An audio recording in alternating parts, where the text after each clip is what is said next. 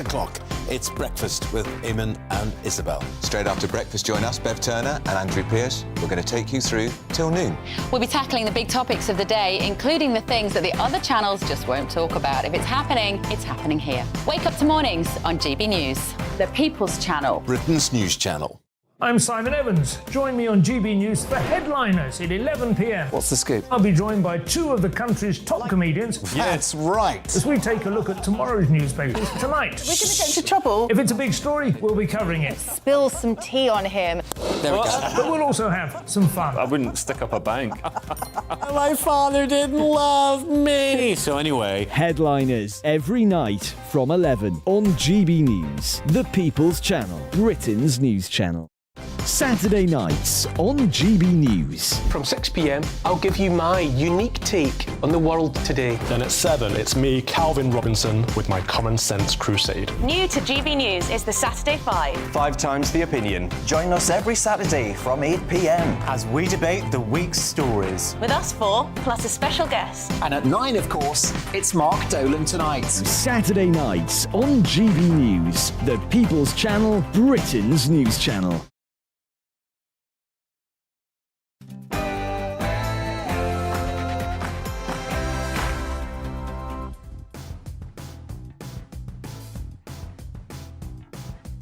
Country beams in the glorious afterglow of the King's pitch-perfect coronation weekend.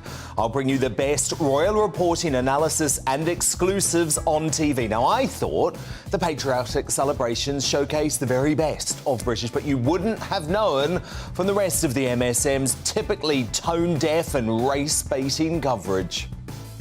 There is a bit of me that we've gone from the rich diversity of the Abbey to a terribly white balcony. To an extent, you can't modernise a monarchy because it is a monarchy, and that hereditary principle is one that many people will never be comfortable with. I'll hit out at the British Bashing Corporation and Woke ITV for using the coronation to divide. That's in my digest next. Before my superstar panel weigh in tonight, I'm joined by the fabulously patriotic Christine Hamilton, Benjamin Butterworth, and actually she's been camping on the Mall all weekend long, Belinda DeLucy. Then Fleet Street icon Calvin McKenzie gives his unfiltered take on that excentric white balcony comment from the Bridgerton star Jodan Addo that's been branded racist. And Nigel Farage will join me live to deliver a special message to those that still don't feel a sense of pride over the magnificent coronation ceremony and the nation's joy. Plus, Harry's biographer Angela Levin analyses this moment from Saturday's ceremony. Was the Duke of Delusion really publicly moaning about being relegated to the third row? And has the relationship with his father hit rock bottom? Angela live in the studio to give her insight on the Sussex fallout shortly. Elsewhere tonight, after the Tories suffered a humiliating election wipeout, making the threat of a Labour coalition of chaos with the Nats and the Lib Dems very real indeed. Does Rishi Sunak need to cut taxes now and return to true Conservative policies? Former Chancellor Kwasi Kwarteng, whose bold shake-up of the Treasury orthodoxy cost him his job, gives him his exclusive reaction live in the studio. Also on the way, as it's revealed, cops hunted for a women's razor and a wheelbarrow at Nicola Sturgeon's home last month, while the party's ex-comms chief bizarrely claims the police probe could boost the party's popularity. Is the SNP in denial about its failure in Scotland? That's our big debate tonight.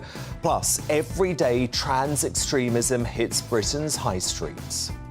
Ever call me transphobic, ever! You do not know me! You bastard! Shocking, and I'll reveal what happened to that violent Starbucks employee later in the media buzz. As ever, we're going to have a first look at tomorrow's newspaper front pages, hot off the press, and a brand new Greatest Britain and Union jackass will be named too. This is Dan Wootton tonight. Let's go!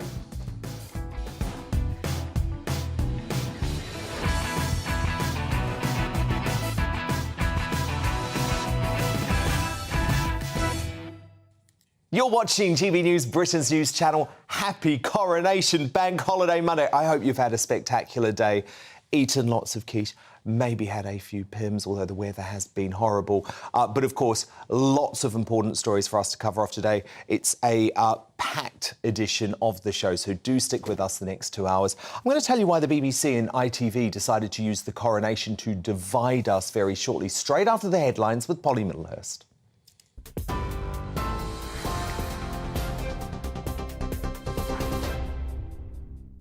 Dan, thank you. Good evening to you. Our top story on GB News tonight. 4 new official photographs have been released of Their Majesties the King and Queen, as well as other members of the royal family.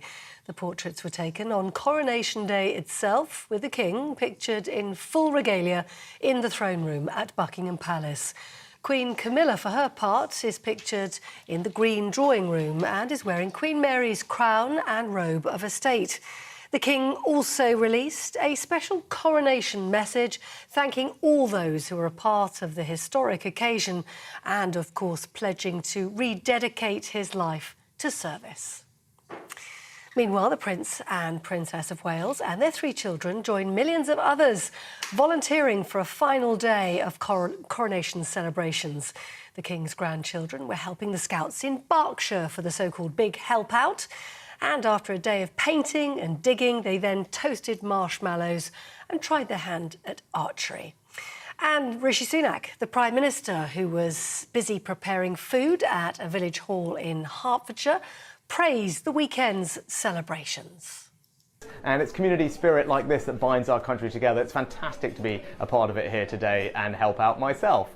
Now, on the weekend, I think no other country in the world could put on such a dazzling spectacle. And it was a proud expression of our history, our culture, our traditions, but also a reflection of the modern character of our country. It was deeply moving to be in the coronation service and incredibly uplifting. And it's an experience, I think, that nobody will forget for the rest of their lives. And in news away from home, Ukraine has accused Russia of firing drones at multiple cities, including over 30 at the capital, Kyiv. Officials also claimed that Russia plans to take control of the key city of Bakhmut by tomorrow, which is Russian Victory Day. Meanwhile, President Volodymyr Zelensky will be meeting with the President of the European Commission, Ursula von der Leyen, tomorrow. They'll be discussing a new EU support package. Former Ukrainian President Petro Poroshenko says Russian aggression must end.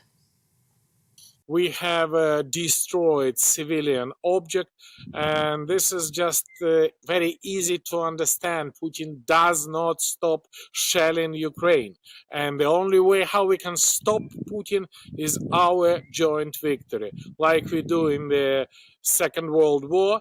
Today there was anti-Hitler coalition. Today we create the anti-Putin coalition. Now, the government plans to give £240 million to GP practices this year, they say, to improve basic services. The money will be used to end the so-called 8 a.m. scramble to get an appointment and instead to introduce an online booking system. Receptionists will also have additional roles to speed up the booking process. That's your latest news. You're up to date on TV, online, DAB+ radio and the TuneIn app. This is GB News, Britain's news channel.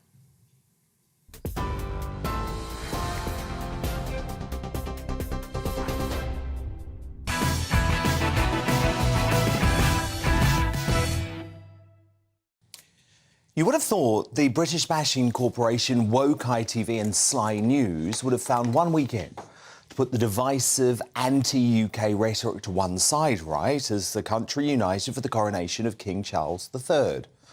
Chance would be a fine thing, given how much they despise the traditions of this country. So appalled were the champagne socialists who make up the London metropolitan media elite that they did everything possible to rain on the historic royal parade. In fact, the woke mind virus seemed to infect their coverage of this historic and celebratory event. And as ever, race baiting was at the heart of their bid to divide.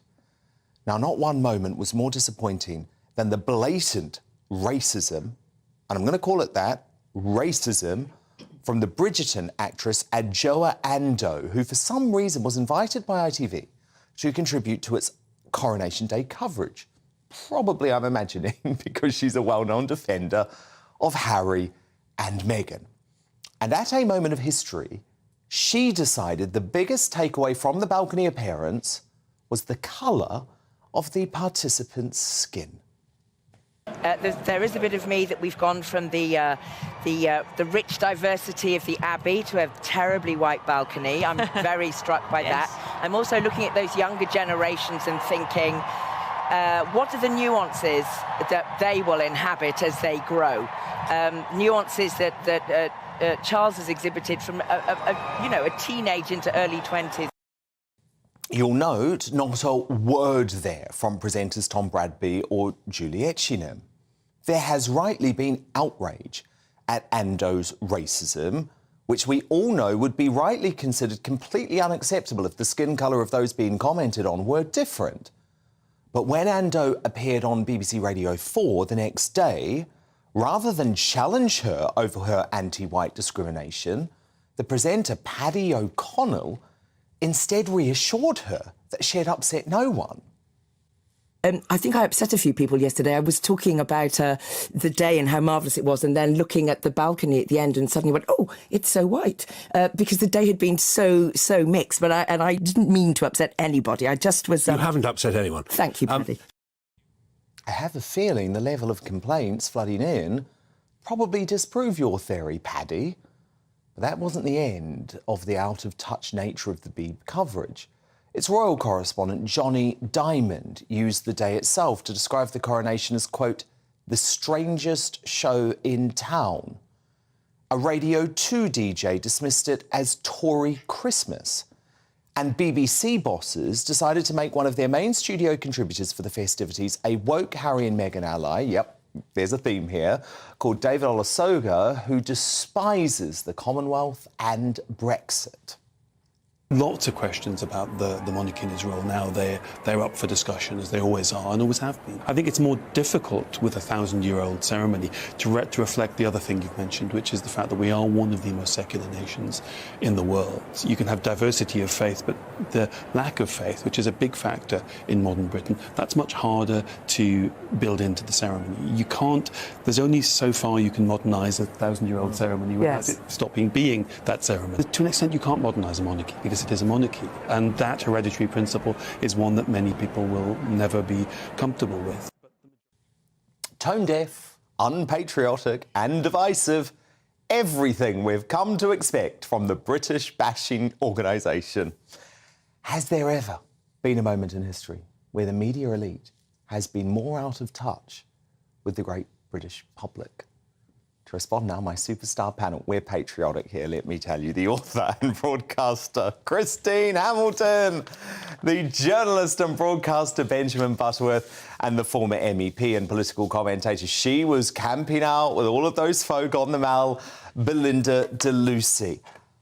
I mean, Christine Hamilton, where does the BBC and ITV get off trying to rain on this spectacular parade? I don't know. Where does one begin? I mean, it was completely extraordinary. To describe it as the strangest show is unbelievable. It was one of the most magnificent things I have ever seen. Rooted in tradition and history. Exactly, and will possibly never be surpassed. And the way King Charles brought all aspects of society and community into that service was brilliant. And to make the remark about... they are a white family. Of course they were white on the... Terribly white, she says. I mean, apologies for being white. That was, first of all, obviously racist, as you said, but it was also very crass and very stupid. What a stupid thing to say. It would have made no difference, by the way, if Meghan had been up there, because we wouldn't have noticed. We didn't know she was black until she started accusing us all of racism. Most people hadn't even registered. I mean, this is basically a white country. In 1953, I think it was 1% were non-white. 20 years ago, it was probably about 95% white. Now it's 85% white, and our monarchy is a white family. I mean, and by the way, just ridiculous. There was so much diversity, Belinda, all through the ceremony. But can you just imagine the outrage if someone was commenting on an African royal family or an Asian royal family and said, oh, they're terribly black or they're terribly Asian? It just wouldn't happen. So why should it happen when you're talking about our royal family? Because the mainstream media have normalised racism against white people. Not only normalised it, applauded it. So people who live in their echo chambers come onto stations like ITV or BBC Radio 4, and they don't think there's anything wrong in demonising people for being white, in associating whiteness with negative. So everyone else can be in the majority as long as you're not white, because that's an evil thing. It is horrific, and it's very BBC. BBC have done this before. They've had articles about the countryside being racist. The presenter complained, well, not complained, but suggested that the Lioness team that won their victory against Norway, they were shocked that they were all white. They have a BBC Early Years guide that teaches parents to tell their children about white privilege. You know, this is mainstream media preaching this racist stuff, allowing platforms to be taken up by racists and applauding it. I'm not shocked or surprised. They've fallen quite a way since when they played the national anthem every night at 12 o'clock. But it is racist, and now they're complicit in racism. People are absolutely terrified of being thought not to be woke, so they all go along with it. But wokery is anti-culture. It is destroying our cultural well-being, and it's creating a culture of anti-whiteness. Absolutely, which is racist. Indeed, Benjamin Butterworth, surely ITV must apologise for this racism. I mean, the two presenters, Tom Bradby and Juliet Shinham, just sat there as this woman, this idiot, this racist, described the royal family as being terribly white. Well, look, snowflakes are white, and I think I'm surrounded by them tonight. You all seem terribly easily offended by someone who is simply expressing their judgment, their view, their freedom of speech. Now, I think that, actually... Do you think it was racist? No, I don't. Oh, I think it would have been better if the two hosts had followed that through. Just out of interest, just so that we can have the intellectual argument here, would it have been... can't guarantee that. Would it have been racist if a commentator had described an African royal family as being terribly black? Would you have said that was racist? Yes, you would. I think the word terribly was being used as to describe the extent of how many white people, rather than as a criticism. But it's judging them on the colour of their skin. I think it would have been better if the host had followed it up so that she could explain herself, because I doubt she meant quite how it sounds. But, you know, And then the BBC bloke, Ali O'Connell, says no one's been offended by this. Well, hang on, I think you're all just being, you know, pretty pathetic. I thought the coverage was excellent. These are two minor comments. You know, the only thing that really annoyed me was Claudia Winkleman on Radio 2 calling it Tory Christmas. I mean, I was livid. I love the royal family and the pomp and the ceremony and the pageantry of the monarchy, and I ain't a Tory. So, Claudia Winkleman, you were wrong on that. But, Christine, that exposes how the BBC think about an event that is patriotic. They automatically assume patriotism is connected to the right. To the right, absolutely. And look at the way when footballers and when the right wing was hideous, and they were the flag of St George. They were taking the flag of St George as their own, and it did become associated with sort of skinheads and... Well, Emily Thornberry still hates Emily Thornberry, exactly, which is absolutely outrageous. People are patriotic. Politics has got nothing to do with it, nothing whatever to do with it. I don't know why they had that Bridgerton actress on. I mean... Quite extraordinary. Well, I do. I do, Belinda, because I've been researching this woman, and guess what? She's one of those folk who say if Meghan had been in the royal family, everything would have been wonderful.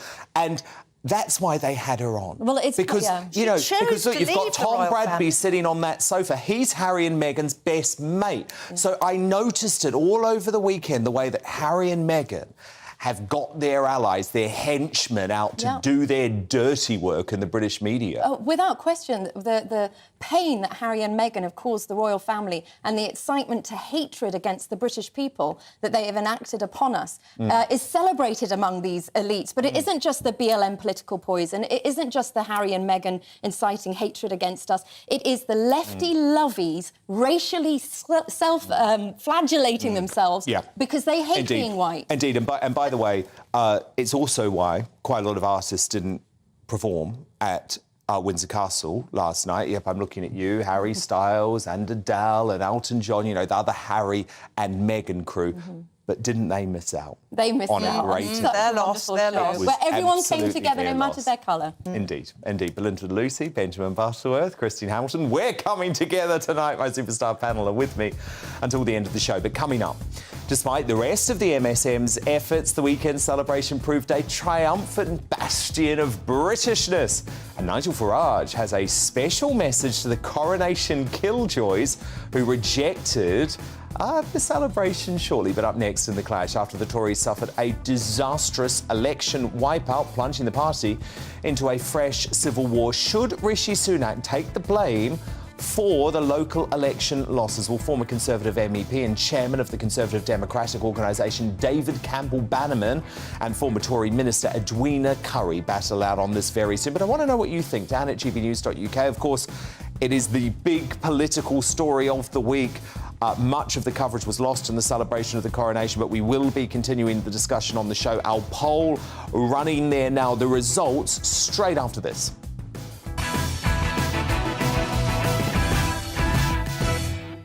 I joined GB News because I was sick and tired of not hearing my views being represented, not just mine, but so many people that I knew and spoke to. I just couldn't get my voice out there. I couldn't say anything. I couldn't do anything. Whatever the narrative was, I kind of had to follow it. GB News is there to provide a voice for those who have been ignored by the establishment media. We think different things, we've got a different style. GB News is here to be optimistic and positive about the future. It's real kind of dynamic and flowing, with the audience very much at the heart of it, like a big family. Here at GB News, we talk about the things that matter to you. Hearing the voices from right across our towns and cities, especially our towns. All sides of the argument represented with a heavy dose of opinion. We're on a mission here to make a difference. And the GB News family really is here for you, and whatever time of day you can watch or listen. Britain's watching. Britain's watching. We're proud to be GB News, The People's Channel. Britain's news channel.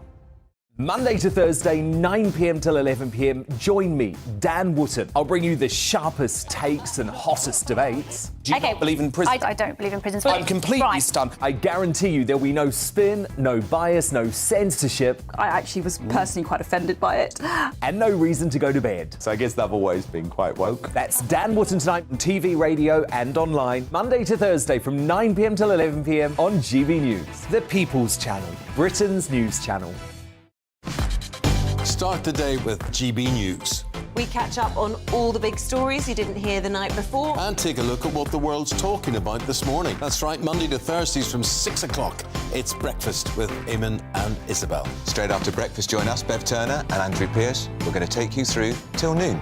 We'll be tackling the big topics of the day, including the things that the other channels just won't talk about. If it's happening here. Wake up to mornings on GB News, the People's Channel. Britain's news channel.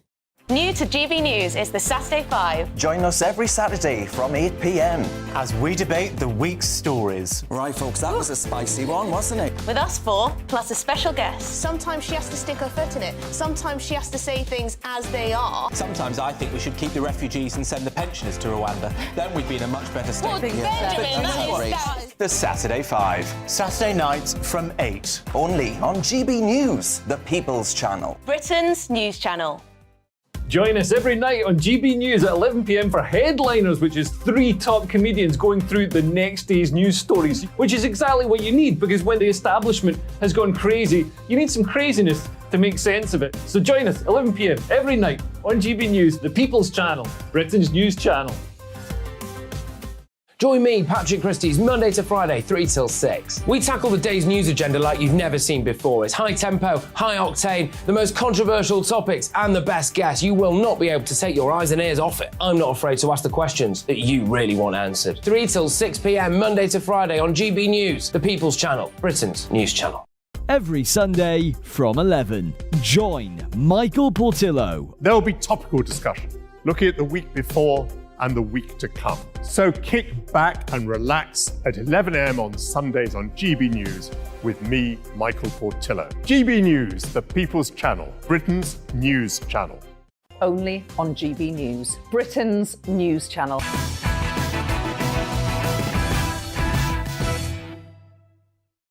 Nigel Farage and Angela Levin on the way, but first, the clash. Now, a fresh civil war has broken out in the Conservative Party as the dust settles on their shocking local election results. The Tories lost a whopping 1,061 seats, with Labour and the Lib Dems profiting the most, gaining 536 and 407 respectively. The bombshell ballot results mean Slippery Starmer's party is now the largest of local government, overtaking the Conservatives for the first time since 2002. And a socialist coalition of chaos has become a very real possibility. Now, Sunak supporters have pinned the blame for those losses on predecessors Liz Truss and Boris Johnson, saying that their, quote, traumatic reigns caused voters to punish the party at the ballot box. But Boris and Liz backers are demanding that the Prime Minister takes responsibility for the Tory hammering, with calls growing, including from some disgruntled councillors who have lost their seats, for Johnson to be reinstated as leader before next year's general election to avoid a Starmer-led coalition of chaos. So tonight, I'm asking you a very simple question, but it's an important one. Should Rishi Sunak take the blame for Conservative local election losses? Dan at gbnews.uk is my email. Our poll running at GBNews on Twitter. But to go head-to-head on this now, I'm joined by the former Conservative MEP, chairman of the Conservative Democratic Organisation, David Campbell-Bannerman, and former Tory Minister, Edwina Currie. So, David, look, you've been very outspoken about this. You think it's wrong to blame Boris or to blame Liz Truss, and that Sunak has to take responsibility for these historic local election losses. Why? Well, he's either been Prime Minister or Chancellor for 3 years, and he initiated this process of getting rid of Boris. He had ready for Rishi in December 21, it was, and July 22. So he's initiated his process, and we've gone from 2 to 4% behind Starmer in the polls to hitting 30%, and now we're back to about 17%. But it is a disaster. And we should have actually gained seats this time because we did so badly under Theresa May 4 years ago. And that just shows how badly we've done.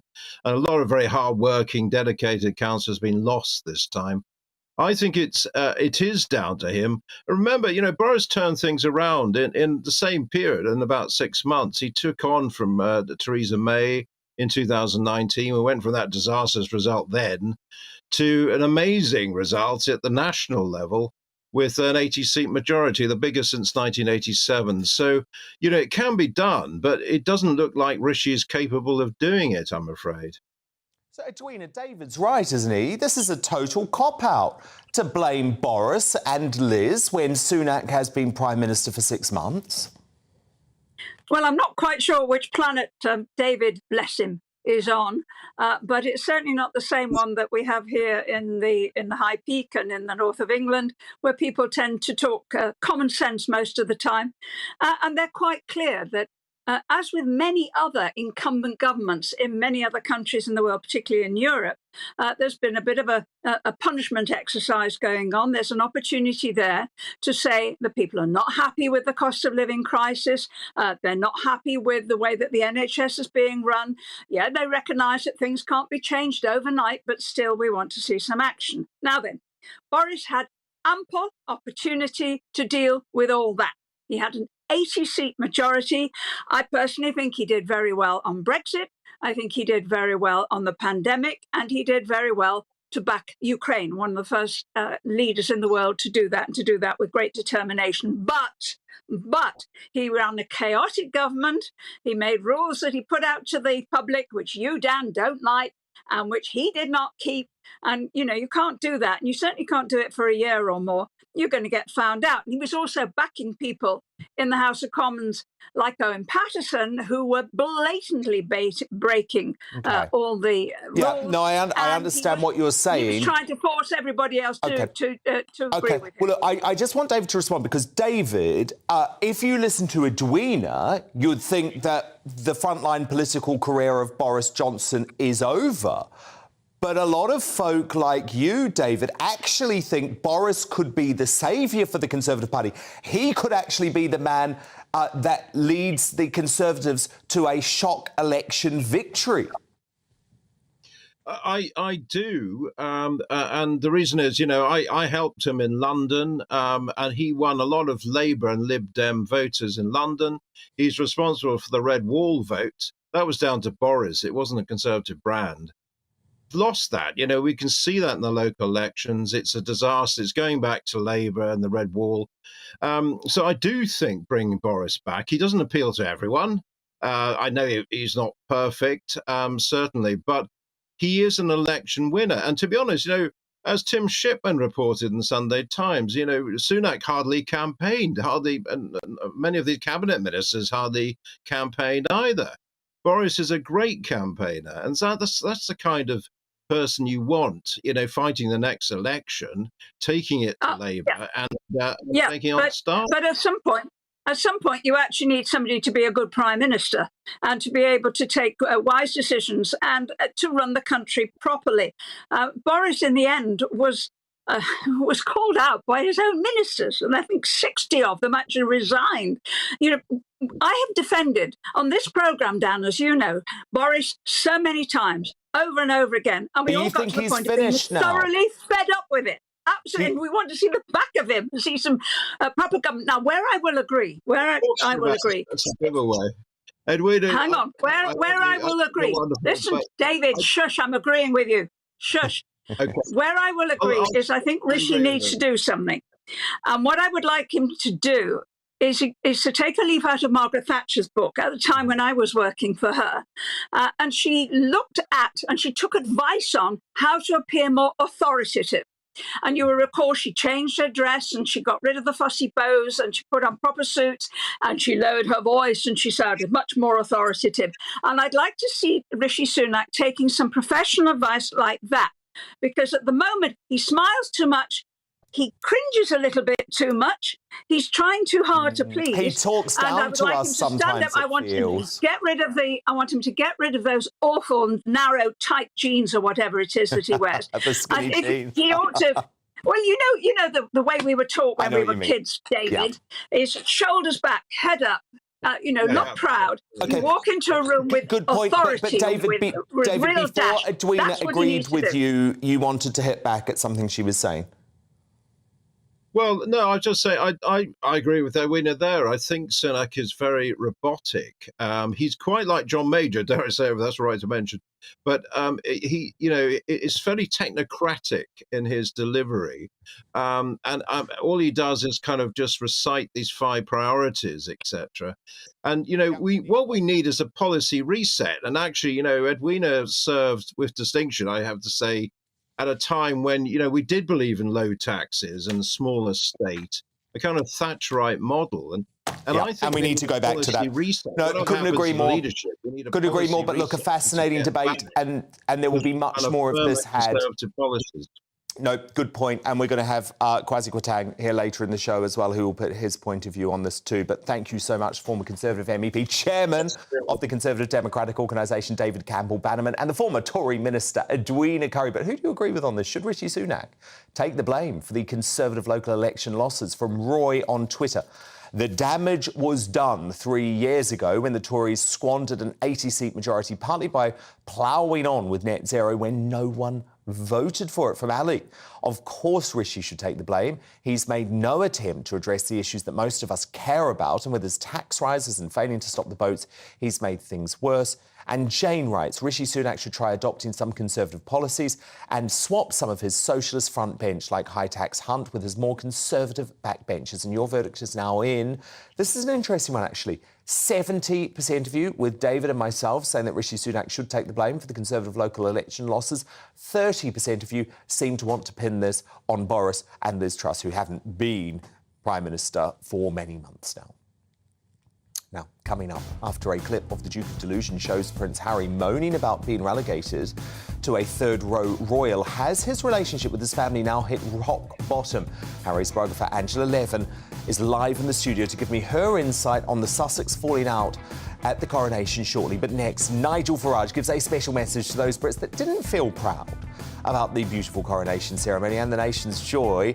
Plus, we'll get his verdict on the Tories' local election disaster too. Nigel Farage, live after this.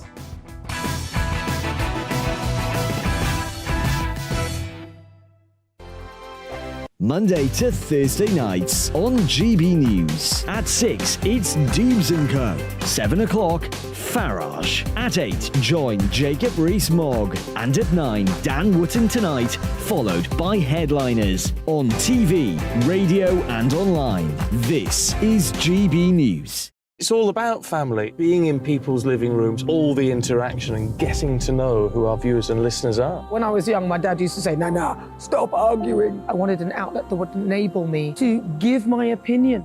People are going through a really hard time right now, and I know that you don't feel like you're being listened to by the establishment. I came to GB News because it's the People's Channel, and I want the audience to have their say on the events of the day. We're dynamic. We do something different. Democracy shows that the wisdom of the nation is in its people. I get to travel to find out what the story is from a personal perspective. The British people aren't fools. We know when we're not being told the full story. We've got to work out how Britain moves forward from this. It's the best country in the world. The establishment had their chance. Now we're here to represent your views. Britain's watching. Britain's watching. Britain's watching. We're proud to be GB News. The People's Channel. Britain's news channel. Westminster is going around in ever-decreasing circles, followed by the media. Britain is broken. How on earth did we get into this mess? But more importantly, how do we get out of it? Join me at 7 p.m, Mondays to Thursdays on Farage, here on GB News. We will have open, rational debate. We've got to work out how Britain moves forward from this. Join us here on GB News, the People's Channel. Britain is watching. I'm Jacob Rees-Mogg, the Member of Parliament for North East Somerset and a former government minister. For years, I've walked the corridors of power in both Westminster and the City of London. We need to have the arguments, the discussions on how we make it better. Crop failures, famine, war, suffering on a scale completely unimaginable. We are putting the cart before the horse. As Charles I said at the scaffold, he was the true defender of liberty. Yeah, I've completely derailed the conversation. Join me Monday to Thursday at 8 p.m. on GB News, Britain's news channel. GB News has its own late-night paper preview show, Headliners, where comedians take you through the next day's top news stories. You don't have to bother reading the newspaper, we've got it covered for you. Headliners, every night at 11 p.m. and repeated every morning at 5 a.m. We won't send you to sleep like some of the other paper review shows out there. GB News, the People's Channel, Britain's news channel. Join me, Camilla Tominey, on Sunday mornings from 9:30, taking the politicians to task and breaking out of SW1 to see how their decisions are affecting you across the UK. Bursting the Westminster bubble every Sunday morning, only on GB News, the People's Channel. Britain's watching. You've probably seen politicians interviewed 1,000 times, but we do it differently. We find out who they really are, we don't shout, we chat, and hopefully we bring a bit of light, not just heat. Did you know Kate Moss? Apparently. Do you have a pair of jeans or a pair of jeans? No, of course I don't. What would I do with them? My friends are like, oh my God, what's she doing now? Join me every Sunday at 6 for Gloria Meets, only on GB News, the People's Channel, Britain's news channel. Britain's news channel.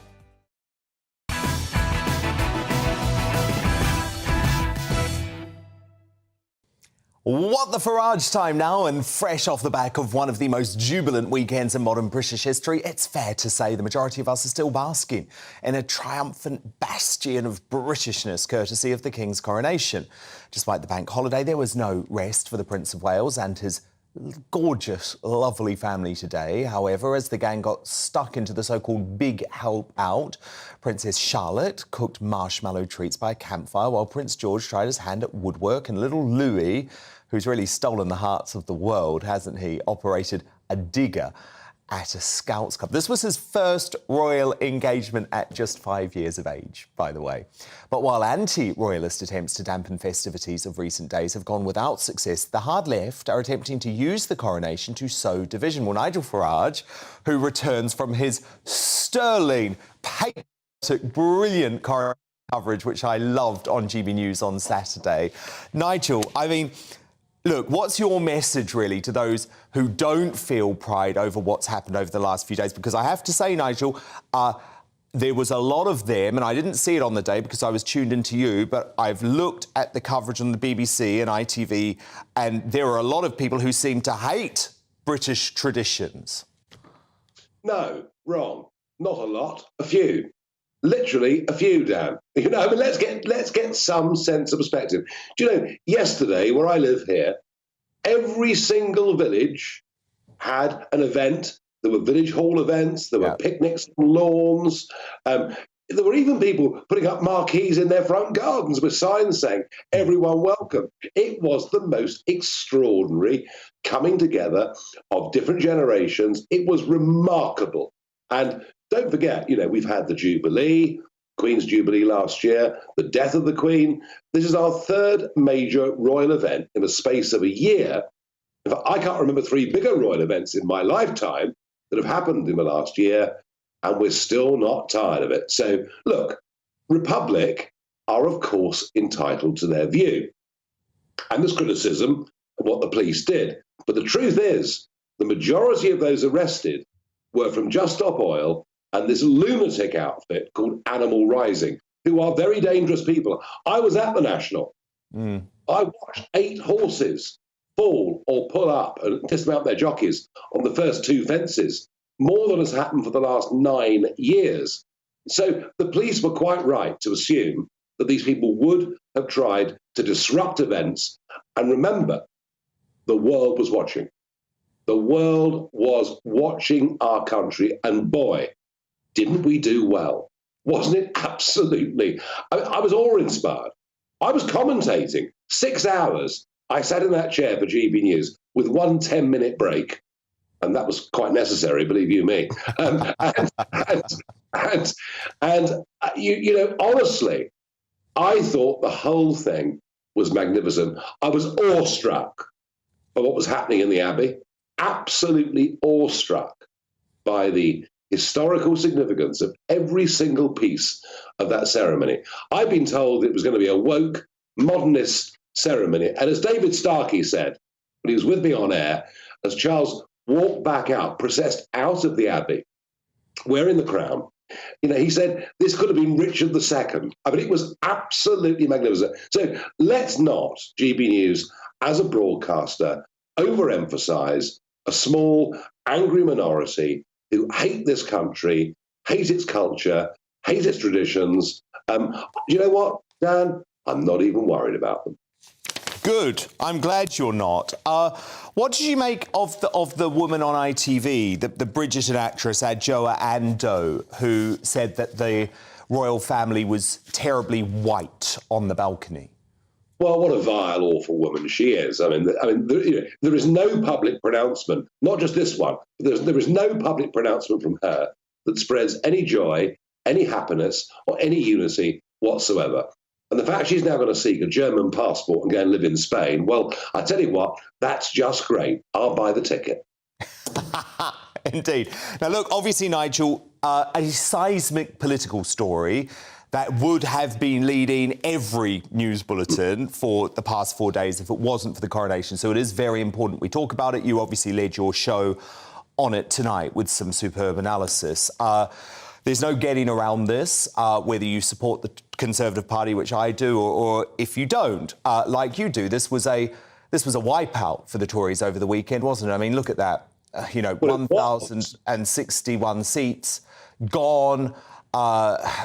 Possibly the worst result for the country, though, Nigel, would be a coalition of chaos after the next election, which seems to be what we're facing, according to these results, with Labour having to rely on an SNP, Lib Dem, Green coalition. Get some perspective here, Dan. Most of these seats were fought 4 years ago in 2019, when my Brexit party was on the rampage. The local elections were fought a couple of weeks before the European elections, in which I gave the Tories their worst result in 200 years. They learned the lesson. They decided from being anti-Brexit, they'd be pro-Brexit, and they won an 80-seat majority. So these election results, they've lost a third of their seats against an historic low. So it's far worse than most commentators are really, talking about. Look, you say what would be worse, a coalition of chaos? What would they do? Would they put taxes up? Would they damage and punish small businesses and men and women doing their own thing? Would they allow nearly 90,000 people to cross the channel in inflatable dinghies with more on the way? I mean, what could be worse? I mean, and you can support them if you want to, but this is a complete and utter betrayal of the Red Wall vote. And I'm going to say this. The UKIP vote change British politics. Because the UKIP vote got millions of people away from voting Labour, who they voted for since 1918, since the end of the Great War. And they started voting for me. And then a lot of them, and I gave them quite a free pass in many ways, a lot of them voted for Boris Johnson. And what have they got? They've got a more privileged bunch of elite rich people running Britain than we had even before Brexit.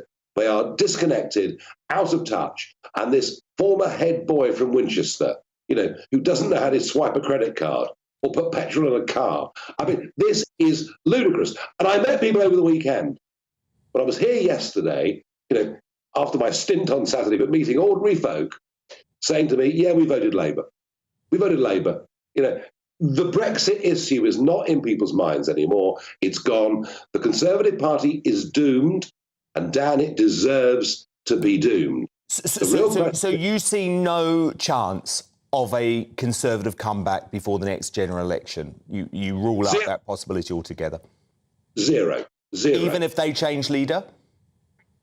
What, again? Again? I mean, are you being serious? This whole thing's unbelievable. I was doing housing tonight on the show, and the lack of rental properties because of Michael Gove, who was called a communist over the weekend by Chris Binodi, a big financial donor of the party. And we commented, we've had 14 housing ministers in the last 12 years. Last year, we had 3 prime ministers, 4 chancellors, 5 education secretaries, partridges in pear trees. I mean, how can we take these people seriously? No, the best thing for the country is an opposition Conservative Party that rediscovers what it needs to be. No, unfortunately, Nigel, I think you're probably right about that, because it's not a Conservative Party at the moment. I guess the question is there a way for them to discover it while they're in government? But you say no. OK. No, and I don't believe, with Rishi Sunak, who is an establishment-type figure, not a risk-taker. No, I mean, if 5 aeroplanes went to Rwanda next week, well, maybe. But can you see him doing that? No, absolutely not. I can't, because he's not going to leave the ECHR, is he? And we come back to that issue again. Well, Nigel Farage, very depressing analysis if you're a Conservative supporter, but fascinating to talk. Thank you so much, Nigel. Nigel back 7 o'clock here on GB News tomorrow night. One of those, Chancellors Kwasi Kwarteng, by the way, will be with us in the next hour to give his reaction to the Conservative election wipeout. Now, coming up, after Prince Harry skipped seeing his father William and Camilla during his flyby coronation visit, while Prince William made a heartfelt tribute to his dad, has Harry's treachery actually brought the King and the heir closer together? My superstar panel will debate that soon. But next, the Duke of Delusion appeared to moan about being relegated to a third-row royal in a clip now circulating in the media. So has this relationship with the King now hit rock bottom? Harry's biographer, Angela Levin, she's going to be live in the studio to analyse all of the Sussex fallout from Coronation weekend. That's next.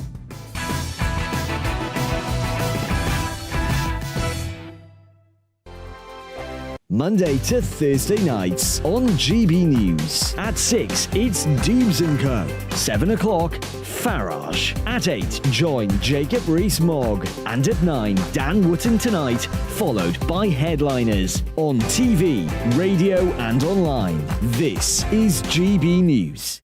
First and foremost, I am a GB News fan, and I was before I was working here. Just love the fact that we're asking the questions that a lot of establishment media won't ask. With a bit of a twist, we not only want to inform you, but we want to keep you entertained. It's worth the drive because you get in and the team's all ready and waiting, they're itching to go, and it's a proper little family. GB News is the people's channel. It's the audience that makes the programme sing. We're giving our viewers and our listeners a voice. I see the thousands of your letters, tweets, emails, you name it, coming in. Britain is broken. How on earth did we get into this mess? But more importantly, how do we get out of it? The establishment had their chance. Now we're here to represent you. It's time for something different. It's time for GB News. I'm very patriotic. I believe in Britain. Our best days lie ahead. Britain's watching. Britain's watching. Join us here on GB News. The people's channel. Britain's news channel. Join me, Patrick Christie's Monday to Friday, 3 till 6. We tackle the day's news agenda like you've never seen before. It's high tempo, high octane, the most controversial topics and the best guests. You will not be able to take your eyes and ears off it. I'm not afraid to ask the questions that you really want answered. 3 till 6 p.m, Monday to Friday on GB News, the People's Channel, Britain's news channel. GB News has its own late-night paper preview show, Headliners, where comedians take you through the next day's top news stories. You don't have to bother reading the newspaper, we've got it covered for you. Headliners, every night at 11 p.m, and repeated every morning at 5 a.m. We won't send you to sleep like some of the other paper review shows out there. GB News, the People's Channel, Britain's news channel. Join me, Camilla Tominey, on Sunday mornings from 9:30, taking the politicians to task and breaking out of SW1 to see how their decisions are affecting you across the UK. Bursting the Westminster bubble every Sunday morning, only on GB News, the People's Channel. Britain's watching. Hello, I'm Calvin Robinson. Do not miss my Common Sense Crusade Saturdays at 7 p.m. Join me for some in-depth discussions on faith. Is that not the start of the slippery slope? It's very much so. And the big moral questions of the day. I'm baffled. You've got some nerve. Only on GB News, the People's Channel, Britain's news channel. I'm Andrew Doyle. Join me at 7 o'clock every Sunday night for Free Speech Nation, the show where I tackle the week's biggest stories in politics and current affairs with the help of my 2 comedian panellists and a variety of special guests. Free Speech Nation, Sunday nights from 7 on GB News, the People's Channel, Britain's news channel.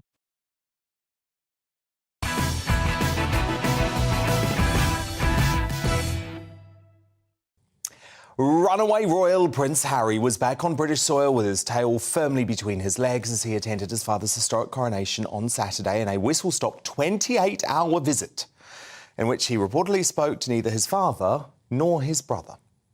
So after destroying his relationship with the royal family through a string of bombshell accusations in his memoir Spare, you may have expected the Duke of Delusion to be on his best behaviour, but the trained lip reader Jeremy Freeman says he's worked out some of the Montecito Mona's mushrooms ahead of the ceremony, with Harry seen to complain to Jack Brooksbank, quote, "I'm fed up with the way they treat me." Now, whether he's referring to the media or the royal family, I'm sure the feeling is mutual, mate. Sadly, the King, though, clearly missing his 2 stateside grandchildren, who he has been cruelly denied a relationship with, as the Daily Mail reported that he made a point of toasting, quote, those that weren't there, while emotionally wishing his 4-year-old grandson, Archie, a very happy birthday, quote, wherever he was. That was during a post-coronation drinks reception at Buckingham Palace that the dismissive Harry was invited to, but chose not to attend. So with me in the studio now, Harry's biographer, Angela Levin. So, Angela, was this a rock-bottom moment for Harry? Because I thought he looked so cocky and arrogant walking into that abbey. He was glaring at his brother from across the room. And then he doesn't even bother to stay to speak to his dad at lunch. Congratulations, yes. New low? I thought it was a new low, but I thought it was a new low in confidence. I think he found it incredibly difficult to walk down that aisle. So you think it was a facade because he looked arrogant outwardly? I think he does. Well, when I was with him, you know, he does that as a protection. Got it. Thing that he pretends he's all cocky, knows it all, but actually he's crying inside. I think it was a very awful event for him because he was all alone. So not only was he not a spare, he wasn't anywhere. And I actually felt sorry for him because walking into the Abbey, right, he did not get a warm reception. You could see there were a couple of smiles, but the vast majority of folk looked at him and grimaced. Looked away, because he kept saying, good morning, good morning. But I was thinking, who's he saying it to? But nobody was answering him. It was just an automatic thing to make him look as if he felt at home. And I think that with his cousins, all with their partners now, and there he was at the back, alone, I thought it was really sad that Meghan couldn't actually overcome her feelings. And although I didn't want her there, I felt that he needed it. He's very vulnerable and he has got these mental health issues. And it was very difficult for him. But on the other hand, he didn't look at his father as he came down the aisle. He didn't look, he just kept his face in a different direction. He gave William a huge grimace because he's full of jealousy. And he could barely even sing the words to the national anthem. No, he just did one line, didn't he? He did one line and then shut up. And at the late Queen's funeral, he couldn't sing God Save the Queen. He loved God Save the King. And when the Archbishop of Canterbury said, God save the King, and everybody called that out, the camera went onto him.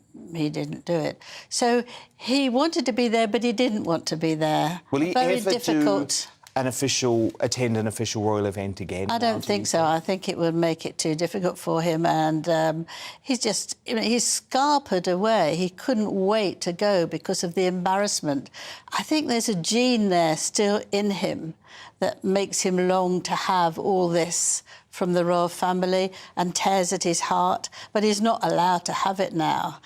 He can't do it because he's come away and Meghan wouldn't want him to. And the whole nonsense of getting back for Archie's birthday, he got home at 8 o'clock in the evening. Have you ever had a 4-year-old who's got a birthday party at 8 o'clock? They'd be exhausted from all the excitement of presents and everything.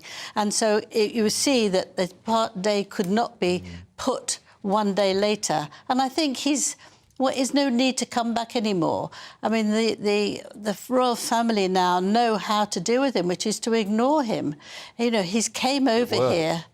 Yes, he came over here hoping to see... But he's still sitting in that abbey moaning. Could you believe that? He couldn't even stop his moaning for half an hour before his dad arrived for his coronation. Yeah, this is a desperate man, isn't it? It's a desperate man who actually has believed from the start that if he shouted enough, he said enough nasty things about him, they would...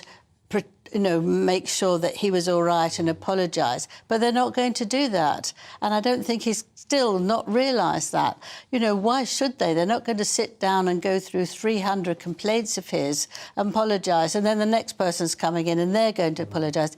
He's had it. I mean, his behaviour has been so extreme that they're not bothering anymore. And I think he missed the most extraordinary event. Absolutely extraordinary. But nobody cared whether he was there or not, Angela, actually. I have to ask you, because do you remember at the Queen's funeral it was a candlestick that seemed to block And this was Princess Anne's. Yes, the flue of her red hat. Now, that wasn't a coincidence, was it? Because she was placed directly in front of Harry. Yes. Well, it could have been someone doing that tongue-in-cheek, but I think it's too unusual to think that it didn't really, it was a coincidence. I think perhaps they did that so that, he wasn't actually fully seen and that it must have blocked his view as well. And the cameraman couldn't take it. And then you also have Meghan Markle out making a public appearance, hiking with friends the day after the coronation. Now, there just happened to be a whole load of cameras following her around. Well, Was this a coincidence? Obviously, she asked them to come. Do you think? But why she was doing this, I'm so happy, I'm free, I'm having a very good time. She was going to spend the day with Archie. Why wasn't she with Archie? It was his birthday. Where was the little boy? I mean, I think the irony and the hypocrisy of that showed very much. And she couldn't beat an event like the ceremony we saw. And yet she's there thinking that she can in a dirty old black top and trousers. And she thinks she can overcome it by looking amazingly happy. It was as phony as you could be, I thought. Angela Levin, fascinating insight as ever from Prince Harry's biographer. Thank you so much. Thank you. But coming up, former Chancellor Kwasi Kwarteng gives his exclusive reaction to the Tory election wipeout. He's going to be live with me in the studio. You don't want to miss that. But next, with Harry, passing up the opportunity to see his father during that whirlwind coronation visit, as we've just discussed with Angela, while Prince William, by contrast, made a heartfelt tribute. Has the Duke's treachery actually ended up bringing the King and his heir closer together? My superstar panel are going to debate that next. Plus, we're going to have a first look at tomorrow's newspaper front pages. Don't go anywhere, we're back in just 2 minutes' time.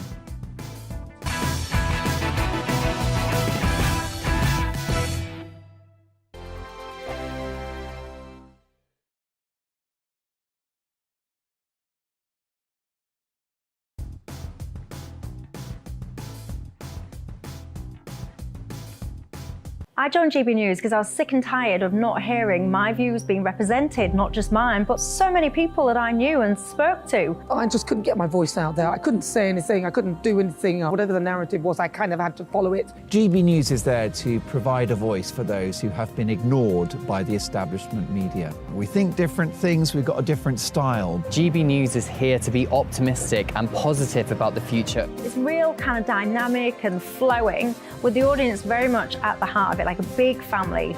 Here at GB News, we talk about the things that matter to you. Hearing the voices from right across our towns and cities, especially our towns. All sides of the argument represented with a heavy dose of opinion. We're on a mission here to make a difference. And the GB News family really is here for you, and whatever time of day you can watch or listen. Britain's watching. Britain's watching.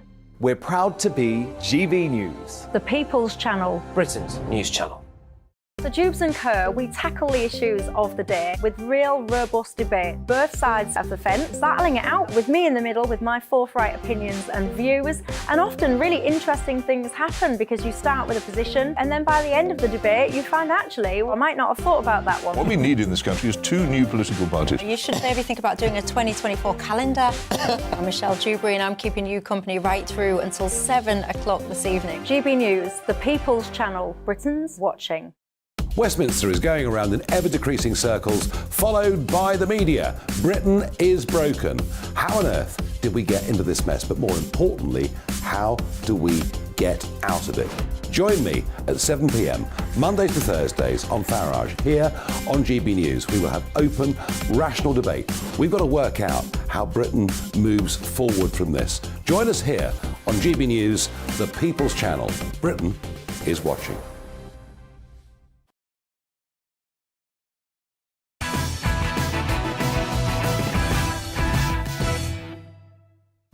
It's 10 p.m. I'm Dan Wootton. Tonight, it's been a coronation weekend that united the nation, but regrettably, the Sussex squad at ITV allowed this blatant race baiting from Bridgerton actress Adjoa Andoh. That we've gone from the rich diversity of the Abbey to a terribly white balcony. I'm very struck by that. So, after wall-to-wall woke coverage from the Britain-hating MSM, did the King's coronation expose the left-wing bias at the heart of our broadcast media?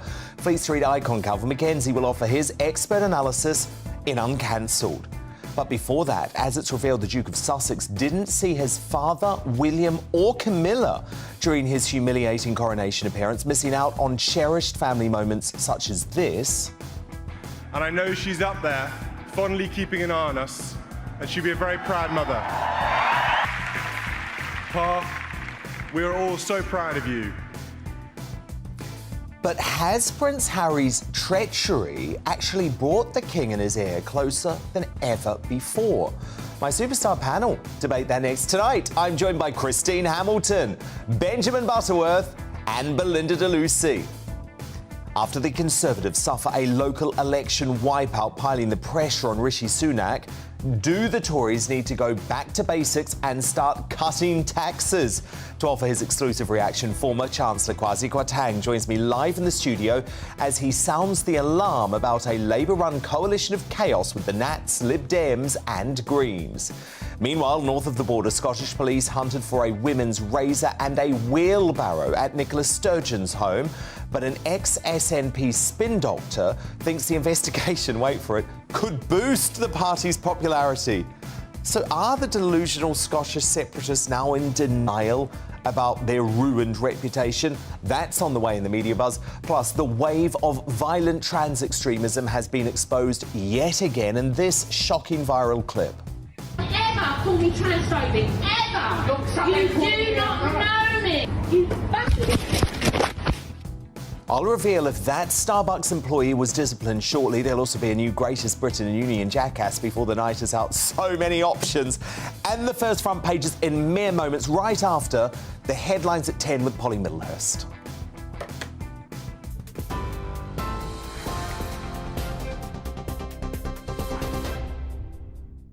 Dan, thank you and good evening. And we begin tonight with a statement from the Metropolitan Police, which has said in the last hour it regrets that 6 anti-monarchy protesters who were arrested on the day of the coronation were unable to take part in the demonstrations. In total, 52 people were arrested on Saturday in London on suspicion of having plans to disrupt the event. 6 of those were from the anti-monarchy group Republic, and its CEO, Graham Smith, called the arrests a direct attack on democracy. Well, the Met Police says it was not their intention to prevent protests, but that the arrests targeted individuals who police believed may have disrupted the historic coronation procession. Meanwhile, 4 new official photographs have been released of Their Majesties the King and Queen, as well as other members of the royal family. The portraits were taken on Coronation Day itself, with the King pictured in full regalia in the throne room at Buckingham Palace. And there's also a photograph of Queen Camilla that's been released as well. She's pictured in the green drawing room and is wearing Queen Mary's crown and robe of estate. The King also released a coronation message, and he thanked all those who were taking part in the historic occasion, and he pledged to rededicate his life to service. Meanwhile, the Prince and Princess of Wales and their 3 children joined millions of volunteers across the UK today for the final day of coronation celebrations. The King's grandchildren were helping out with the Scouts in Berkshire for what was called the Big Help Out. After a day of painting and digging, they then toasted marshmallows and tried their hand at a spot of archery. And the Prime Minister, Rishi Sunak, was helping out today, preparing food at a village hall in Hertfordshire. He was also full of praise for the weekend's celebrations. Well, that's all from me. On TV, online, DAB+ radio and on the TuneIn app. You're up to date with GB News, Britain's news channel.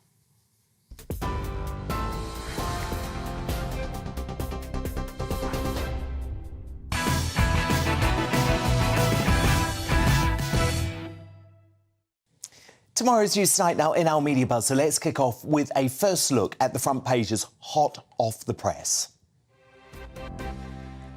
Thank you, each and every one. The Metro quote the newly crowned King's message to the nation as his coronation weekend comes to a close.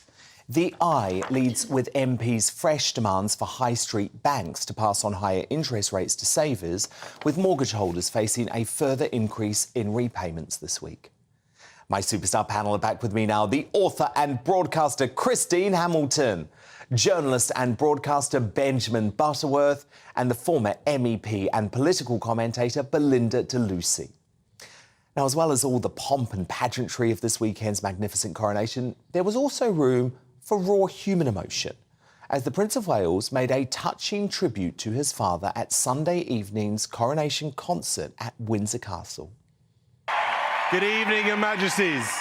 Good evening, Windsor. As my grandmother said when she was crowned, coronations are a declaration of our hopes for the future. And I know she's up there, fondly keeping an eye on us, and she'll be a very proud mother.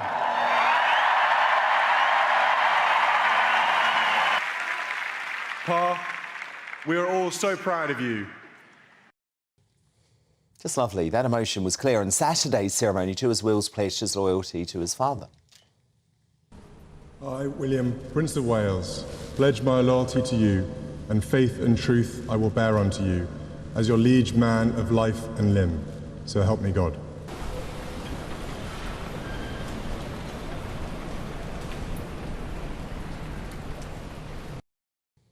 So while one son seems thrilled for his dad, the same can't be said of the younger prince.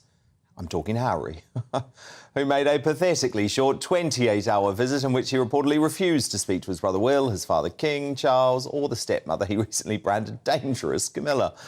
And Princess Anne was in no mood to pander to the prince, as her extravagant and rather cleverly chosen headwear ensured that hapless Has remained hidden, as he was awkwardly demoted to a seat on the 3rd row. Now, despite being invited to a private family gathering at Buckingham Palace after the ceremony, the Duke decided to snub the invitation, with Charles left to toast those that weren't there, while emotionally wishing his 4-year-old grandson Archie a very happy birthday wherever he was. But what's fascinating to me here, Christine Hamilton, is that while things could not be any worse, let's just be honest about it, between Harry and Charles, and Harry and Camilla, and Harry and William, this has brought William and Charles so close together. King and heir are now totally united, and that didn't used to be the way, believe me. No, that to me was one of the main highlights of the whole ceremony. It was incredibly touching. You could almost feel coming out of the television the bond between the pair of them. So I'm sure it has. And what I find so sad is that in 2019, which is not very long ago, Harry actually said, "We're brothers. We will always be brothers. We're certainly on different paths at the moment, but I will always be there for him, and as I know, he will always be there for me. I love him dearly." Well, a lot of water has gone under the bridge. But him shooting back to Montecito so quickly, if he had gone to that lunch, it would have been like a Trappist monk refectory, because nobody would have dared say a word, would they? Because he would have been taking it all down. So possibly... But seeing those pictures of the young Wales children helping out today, volunteering, Archie would have had an absolute ball playing with all of them, wouldn't he? And been part of history. Why didn't he bring Archie with him? He may have been a bit too young to go to the ceremony, but he could have joined in on everything else. He has missed such a major opportunity. He has denied his son, as you say, being part of history. I mean, I wonder what Archie's going to think in due course when he realises. Benjamin, not for the first time. We totally disagree on how Harry was on Saturday, because you say he looked content and comfortable. Now, I totally disagree. I think this was a man putting on an arrogant facade because he knew he was the most disliked man in that abbey and that most of his relatives didn't want to speak to him, because even walking down to take his seat, most people were just glaring at him. There weren't smiles. So why do you think he was content and comfortable? Well, we saw lots of images of him sat there laughing away, chatting. He was by the York sisters and their husbands, whom he still remains friends with, from what we understand. And I thought he looked remarkably comfortable. And you know what? I think it would have been much more awkward had Meghan been there. I think the Abbey would have frozen over if she'd walked in, because the anxiety would have been palpable. This is a very serious question, actually. Let me put this to Belinda. Do you think, Belinda, because I know Meghan was so worried about being booed, I always assumed it was by the crowds outside. But I'm now actually wondering, given who was in the Abbey, if she was worried about being booed as she walked inside the Abbey. Gosh, wouldn't that have given her a lot of ammunition for her next book or Netflix series? She would have probably come just to have had that. No, I think that the British public and the guests who are in the Abbey would never have been so rude. They would never sink as low as that, ever. They're very dignified and they're very respectful. So it was just almost... It was almost just icy tension towards Harry then, wasn't it? Because you could feel it when he walked in. There was no love in the room for him, was there, Benjamin? Well, I think there's lots of love in the country still. You know, people like Harry, they respect him. You know, he fought for his country. I think this idea that everyone hates him is wrong. And well, I never said everyone. Well, you make it out like everyone hates him. No, but I think you've just got to look at the polling. I mean, you know, this is an extraordinary fall from grace, and you can't deny reality. He was because he used to be more popular than the late Queen. I mean, that was just a few years ago. He now ranks only above Prince Andrew when it comes to blood royals. Look, I won't deny reality, because I leave that to you most Monday nights. You know, look, I think there is a great well of affection, and that's why I hope this sort of messy episode that we're in could be moved past, because I think people would be glad to have Prince Harry back in the royal family. Now, Christine, I know you're also very angry that he chose to be dressed in Dior rather than going for a British designer. Well, you just think, on today of all days, I mean, obviously there was every nationality of designer and dress under the sun in the Abbey, but you would think that a prince of the blood at his father's Coronation could put on a British suit, wouldn't you? Instead of which, one suspects that he was just being paid to be a model for Dior. They immediately tweeted out, doesn't he look wonderful in our suit? I mean, the people who did the dresses... Hashtag ad. Yeah, well, Bruce Oldfield didn't tweet out, doesn't the Queen look wonderful in my dress? It was only Dior who did that. Now, it does make you wonder. So tacky, Benjamin. Katy Perry, who was at the Coronation and sung on Sunday night, and I thought she was exceptional at that concert. I couldn't help but notice, I think she had a Vivienne Westwood necklace on, which looked stunning. Yes. And I have to say, I really appreciated that touch to have an iconic British designer. Belinda, look, we've got some incredible photos, which I want to show, of your weekend out there on the Mall. You are such a patriot. I mean, we all are really here. Yeah. But you are such a patriot because you're the only one of us who actually said, I'm going to get my tent and I'm going to sleep in said tent for 3 nights, right? We were there for 3 days, so 2 nights. 2 nights, 2 nights and 3 full days. What were the folk around you who were camping out? What was their vibe about Harry? Well, I tell you something, if anyone needs any reassurance in how loved this country is from around the world, how many international people really respect and admire our culture and history, go to the Mall on a royal event, because it is swarming with people who just love the British, love our history and culture, are absolutely opposed to anyone erasing it or diluting it. They were friendly. There were more nuttery people than me there, Dan. I don't believe it.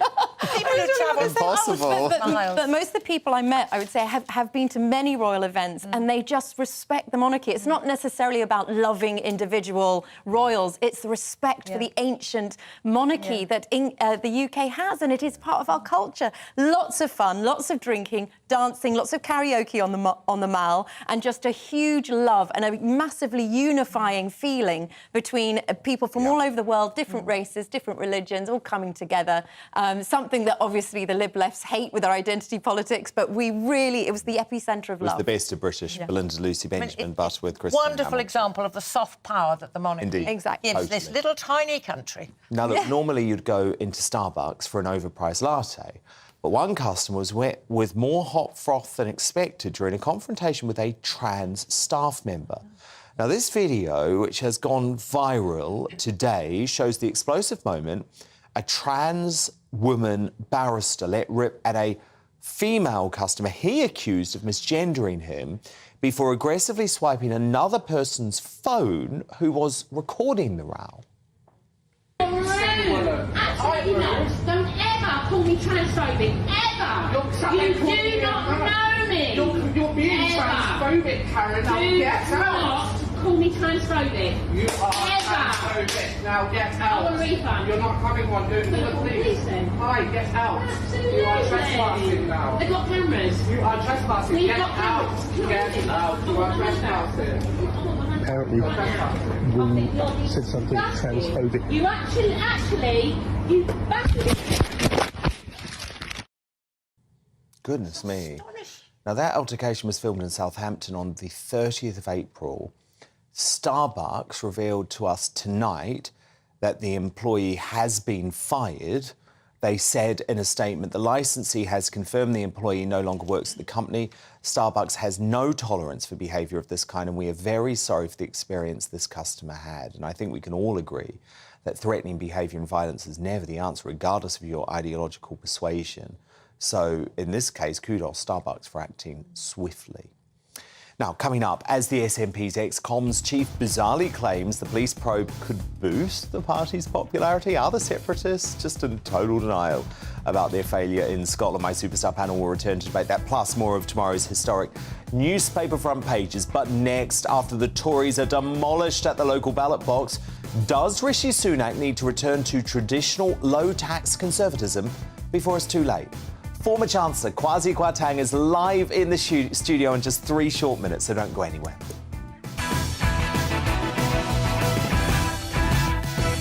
I I joined GB News because I was sick and tired of not hearing my views being represented, not just mine, but so many people that I knew and spoke to. I just couldn't get my voice out there. I couldn't say anything, I couldn't do anything. Whatever the narrative was, I kind of had to follow it. GB News is there to provide a voice for those who have been ignored by the establishment media. We think different things, we've got a different style. GB News is here to be optimistic and positive about the future. It's real kind of dynamic and flowing, with the audience very much at the heart of it, like a big family.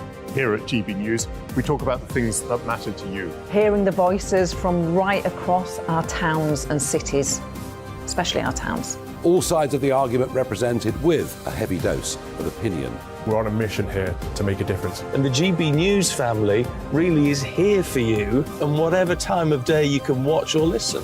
Britain's watching. Britain's watching. We're proud to be GB News, The People's Channel. Britain's news channel.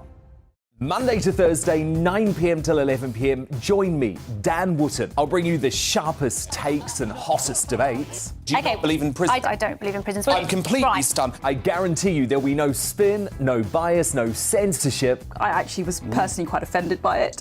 And no reason to go to bed. So I guess they've always been quite woke. That's Dan Wootton tonight on TV, radio and online. Monday to Thursday from 9 p.m. till 11 p.m. on GB News. The People's Channel, Britain's news channel. Start the day with GB News. We catch up on all the big stories you didn't hear the night before. And take a look at what the world's talking about this morning. That's right, Monday to Thursdays from 6 o'clock. It's Breakfast with Eamon and Isabel. Straight after breakfast, join us, Bev Turner and Andrew Pearce. We're going to take you through till noon.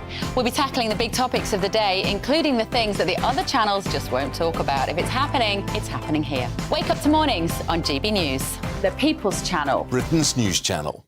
New to GB News is the Saturday 5. Join us every Saturday from 8 p.m. as we debate the week's stories. Right, folks, that was a spicy one, wasn't it? With us four, plus a special guest. Sometimes she has to stick her foot in it. Sometimes she has to say things as they are. Sometimes I think we should keep the refugees and send the pensioners to Rwanda. Then we'd be in a much better state. Well, Benjamin, that is... The Saturday 5. Saturday nights from 8. Only on GB News, the People's Channel. Britain's news channel. Join us every night on GB News at 11 p.m. for Headliners, which is 3 top comedians going through the next day's news stories, which is exactly what you need, because when the establishment has gone crazy, you need some craziness to make sense of it. So join us 11 p.m. every night on GB News, the People's Channel, Britain's news channel. Join me, Patrick Christie's, Monday to Friday, 3 till 6. We tackle the day's news agenda like you've never seen before. It's high tempo, high octane, the most controversial topics, and the best guests. You will not be able to take your eyes and ears off it. I'm not afraid to ask the questions that you really want answered. 3 till 6 p.m, Monday to Friday on GB News, the People's Channel, Britain's news channel. Every Sunday from 11, join Michael Portillo. There'll be topical discussion, looking at the week before and the week to come. So kick back and relax at 11 a.m. on Sundays on GB News with me, Michael Portillo. GB News, the People's Channel, Britain's news channel.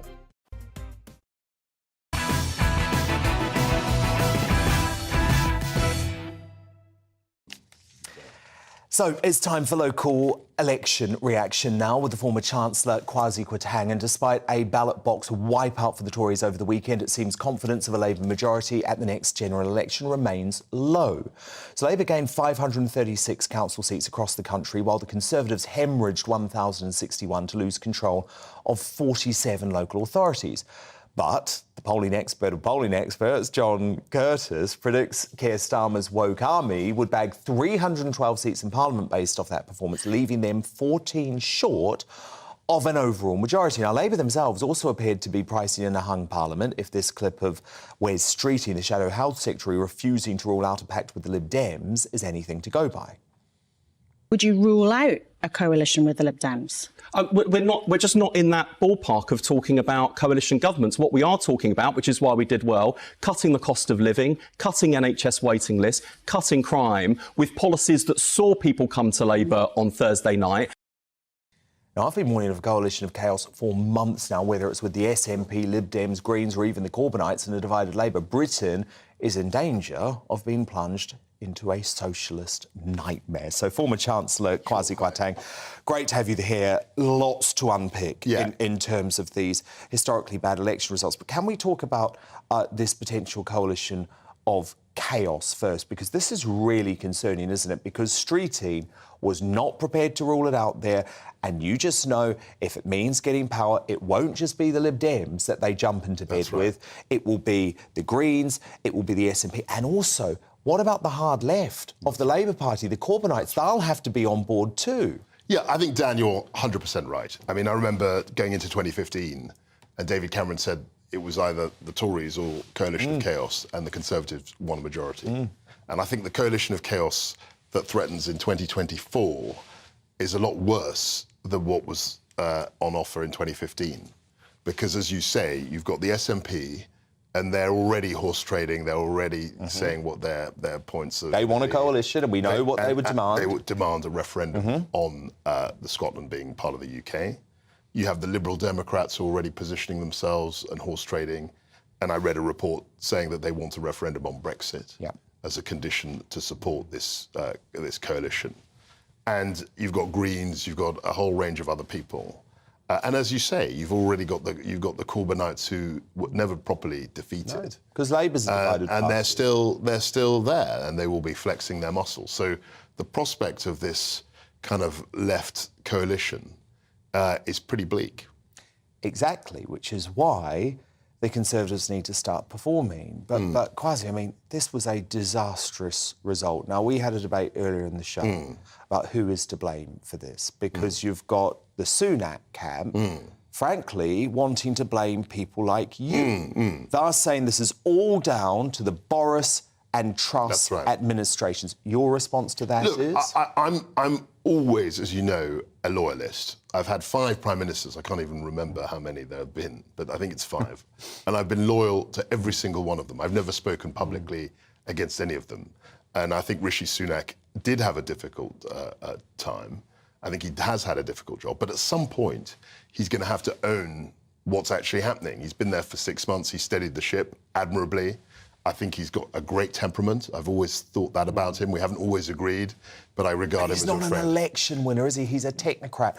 You know, on the doorstep, if you read the reaction that folk were having to Sunak, they were saying, look, we could believe in Boris. We sort of understood what he Boris was all a formidable... about. I mean, I was always a big supporter of Boris. Boris was a formidable and amazing Don't you need him election. now? No, look, this is where I am.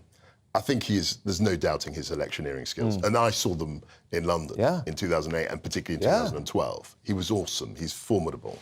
But, you know, the party saw fit to get rid of him. And having got rid of him, we've had one prime minister that lasted 7 weeks.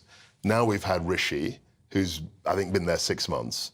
And you've got to give the guy his due. I think he's got the calmness and the temperament to be a leader. Even with this catastrophic result. And I think what he will do, which is the right thing, is not panic. We can't panic. The last thing stay the course. The last thing we can do is, or the worst thing we can do, is simply to just overreact and panic and have another leadership contest and all the rest of it. And I can tell you, there isn't any appetite for that. But having said that, he's going to have an attractive offer next year. Yes, ahead of the election. And we need to talk about that now because, look, you lost your job because of your bonfire of taxes. Now, that's right. I am very prepared to say I celebrated that bonfire of taxes. Look, we've discussed before. We have. Maybe the communication was bad. Maybe some of it was too fast. But at the end of the day, people are not going to vote, Kwasi, are they, for a high-tax, big-state Conservative Well, that party? was always my position. I mean, that's why I didn't back Rishi in the leadership. I had a very clear view that the tax burden was too high. Now, I understand the reasons why he and Jeremy are sticking to this course, and it's very much a kind of OBR, you know, Treasury-type view that... the orthodoxy. Yeah, I get all of that. And given what happened last autumn, you know, I've got to put my hand up and say, you know, there were things that we didn't get right. I think we've got to be mature enough to be able to admit that. But going into the election next year, there has to be an offer, and I'm sure there will be, because he can't simply go into that offer saying, we're going to increase taxes. You've got colleagues like John Redwood. Yeah. saying, no, you've got to announce tax cuts now, Yeah. Rishi. And, Redwood is not a hater of Rishi Sunak. No, not at all. And he's been very consistent. Do you agree with him? Does there have to be a tax cut announcement now? No, I don't think there has to be now, but there has to. What I say there has to be, and what we must see is some kind of offer, some kind of hope. He can't go into the election next year, whenever it is, saying I'm going to increase taxes. He can't. That won't resonate. No. Having said that, I fully appreciate what he and Jeremy have done. They've tried to steady the ship, but it's not just a defensive offer. You've got to have a positive, forward-looking offer as well. So it sounds to me like you are accepting some responsibility yourself. A little bit. I mean, I just think. I mean, I've always felt that if you're going to reform something, I've always been a gradualist. I'm always somebody who's thinking, well, actually, we've got to do this step by step, and I've said that repeatedly. But I think the insight that Liz had was absolutely 100% right. I don't think we're going to grow this economy by increasing taxes. Guys, we've got to talk about the weekend. Yeah, sure. Because what an amazing weekend this has been for Britain. Can we start with, I guess, the political star to emerge from the coronation, your colleague? Oh, she was fantastic. Mordaunt. She was I mean, I don't know how heavy that sword is, but it looked very, very heavy. And I have to say, she carried it as though it was a feather. I mean, she had so much. But not only strength, there was huge dignity and poise. And I've known Penny. I mean, she's a friend of mine. She's someone I've always respected. And I've seen her perform brilliantly in the public spotlight. I mean, there's this rather technical, geeky thing called seconding the the King's or the Queen's speech. What was? And she did that brilliantly. I mean, it was about 7 or 8 years ago. And I did it myself, not nearly as well as her. But she's always been a very good performer, and she does a very good job as leader of the House. Well, I mean, the bookies have cut her odds on becoming a future Prime Minister. Could you see Mordaunt and Number 10 one day? Look, she's run twice. I think she's gotten pretty close both times. She's obviously upped her profile. I think she's likeable. And let's see what happens. But having said all of that, we have got a Prime Minister and we've got a general election to fight in less than 18 months, or in about 18 months. I also want to talk to you about this astonishing moment on woke ITV. This is where the British actress Adjoa Andoh spoke about the balcony being terribly white. Have a look at this and I'll get you to react off the bat. There is a bit of me that we've gone from the rich diversity of the Abbey to a terribly white balcony. I'm very struck by that. I'm also looking at those younger generations and thinking, what are the nuances that they will inhabit as they grow? Nuances that Charles has exhibited from a teenage into early 20s. Terribly white, Kwasi. Yeah, was that racist? Look, there are a certain group of people, not many in this country as a proportion, who are absolutely obsessed with race. And there's nothing, I'm afraid, that the royal family or anyone can do to stop them howling and accusing everyone of being racist. That's just a fact of life. There are lots of diverse voices, and there is a core of people, a minority, that will jump on things like that. It's divisive, isn't it? I think it's very divisive. I actually looked at the Coronation and thought they did a lot to celebrate diversity. I've had the honour of meeting King Charles now when he was Prince of Wales. And there isn't a man who is more concerned about promoting diversity, about promoting inclusion, about hugging the diverse cultures of this country, its traditions, not only here but also in the Commonwealth. And I think he would find it very hurtful. But as I've said, there's always people who are, going to pick holes and try and tear things down. And on the whole, this was a wonderful weekend. It was great. It was fantastic. I mean, I go abroad and people marvel. And friends of mine were WhatsApping from all sorts of places saying, this is incredible. You guys do an amazing job. There's no other country that can do this. And I just hope and wish that people would celebrate that. Indeed. Former Chancellor, Kwasi Thank you so much. Great to see you. Thank you so much. But coming up, as the British Bashing Corporation and Woke ITV, as I just showed you, trash the coronation, what's the MSM's coverage of the event obsessively woke. Calvin McKenzie analyses that soon. But next in the media buzz, as it emerges that police hunted for a women's razor and a wheelbarrow at Nicola Sturgeon's home, but the SNP's former comms chief says the investigation could actually boost party support. Are the Scottish separatists now just in denial about their political collapse? My superstar panel are going to tackle that. Plus, we're going to have more of tomorrow's newspaper front pages straight after this. I joined GB News because I was sick and tired of not hearing my views being represented, not just mine, but so many people that I knew and spoke to. I just couldn't get my voice out there. I couldn't say anything. I couldn't do anything. Whatever the narrative was, I kind of had to follow it. GB News is there to provide a voice for those who have been ignored by the establishment media. We think different things, we've got a different style. GB News is here to be optimistic and positive about the future. It's real kind of dynamic and flowing, with the audience very much at the heart of it, like a big family. Here at GB News, we talk about the things that matter to you. Hearing the voices from right across our towns and cities, especially our towns. All sides of the argument represented with a heavy dose of opinion. We're on a mission here to make a difference. And the GB News family really is here for you, and whatever time of day you can watch or listen. Britain's watching. Britain's watching. We're proud to be GB News, The People's Channel. Britain's news channel. Westminster is going around in ever-decreasing circles, followed by the media. Britain is broken. How on earth did we get into this mess? But more importantly, how do we get out of it? Join me at 7 p.m, Mondays to Thursdays on Farage, here on GB News. We will have open, rational debate. We've got to work out how Britain moves forward from this. Join us here on GB News, the People's Channel. Britain is watching. You've probably seen politicians interviewed 1,000 times, but we do it differently. We find out who they really are, we don't shout, we chat, and hopefully we bring a bit of light, not just heat. Did you know Kate Moss? Apparently. Do you have a pair of jeans or a pair of jeans? No, of course I don't. What would I do with them? My friends are like, oh my God, what's she doing now? Join me every Sunday at 6 for Gloria Meets, only on GB News, the People's Channel, Britain's news channel. I'm Jacob Rees-Mogg, the Member of Parliament for North East Somerset and a former government minister. For years, I've walked the corridors of power in both Westminster and the City of London. We need to have the arguments, the discussions on how we make it better. Crop failures, famine, war, suffering on a scale completely unimaginable. We are putting the cart before the horse. As Charles I said at the scaffold, he was the true defender of liberty. Yeah, I've completely derailed the conversation. Join me Monday to Thursday at 8 p.m. on GB News, Britain's news channel. New to GB News is the Saturday 5. Join us every Saturday from 8 p.m.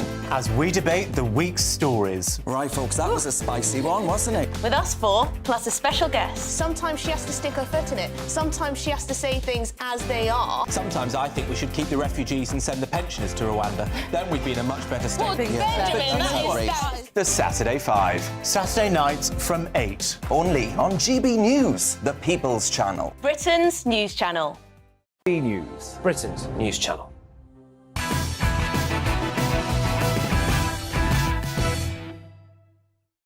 Let's return to tomorrow's news tonight now on our Media Buzz, and more front pages have just been delivered. The Daily Express carries the official souvenir portrait of King Charles with a simple quote from the monarch to the nation reading, "We thank each and every one of you." The Daily Telegraph carries that picture of King Charles while also reporting new plans from the government that will allow people to skip the GP if they're suffering with common illnesses and be able to get prescriptions for a range of conditions straight from pharmacists. My superstar panel return now. The author and broadcaster Christine Hamilton, the journalist and broadcaster Benjamin Butterworth, and the political commentator Belinda de Lucy. Now, on yet another extraordinary revelation, Scottish police probing the SNP's finances hunted for a woman's razor and a wheelbarrow at Nicola Sturgeon's house. A month ago, Sturgeon's husband and SNP chief executive was placed under arrest while cops raided the couple's Glasgow home. He was later released without charge.